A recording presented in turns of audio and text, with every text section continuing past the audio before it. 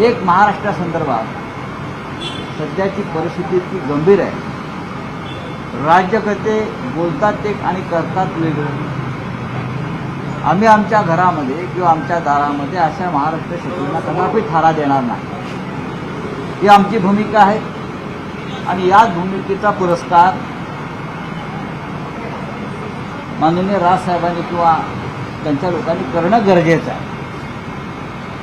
भारतीय जनता पक्ष आणि त्यांचे बगलबच्चे हे महाराष्ट्रातून छत्रपती शिवाजी महाराज आणि माननीय बाळासाहेब ठाकरे यांचं अस्तित्व मिटवायच्या मागे त्यांना ठाकरे हे नावच नष्ट करायचं. अशा वेळेला जर दोन्ही प्रमुख ठाकरेंनी साथ आणि प्रतिसाद ही भूमिका घेतली असेल तर त्याचं महाराष्ट्र स्वागत करतं. पण आम्ही आता माननीय उद्धवजींनी भूमिका मांडल्यावरती आम्ही प्रतीक्षा करू काय होत आहे. वेट अँड वॉचच्या भूमिकेत राहू. पण आम्ही नक्कीच सकारात्मक भूमिकेतून या सगळ्या विषयाकडे पाहतो.